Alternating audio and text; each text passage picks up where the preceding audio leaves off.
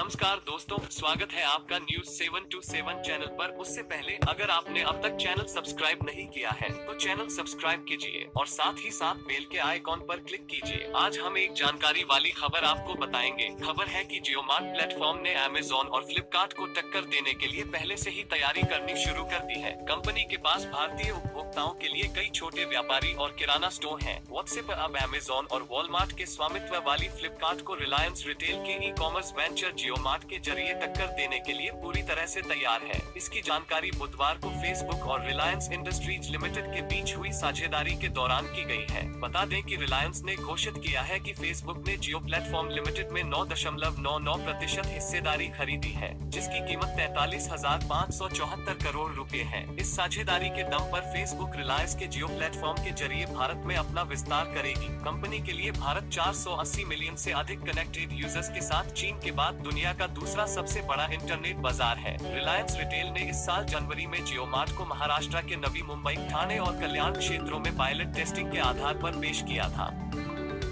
Reliance industries का बयान है कि रिलायंस जियो प्लेटफॉर्म, रिलायंस रिटेल और व्हाट्सएप के बीच नई साझेदारी की वजह से जल्द ही ग्राहक अपने नजदीकी किराना स्टोर्स तक आसान पहुंच पाने के लिए व्हाट्सएप का इस्तेमाल करके जियो मार्ट में लेन देन कर सकेंगे और अपने घरों में प्रोडक्ट्स और सर्विसेज पा सकेंगे। खबर है कि जियो मार्ट प्लेटफॉर्म ने अमेज़न और फ्लिपकार्ट को टक्कर देने के लिए पहले से ही तैयारी करनी शुरू कर दी है। कंपनी के पास भारतीय उपभोक्ताओं के लिए कई छोटे व्यापारी और किराना स्टोर हैं। हालांकि देश में व्यापक रूप से इसके संचालन की शुरुआत होनी बाकी है।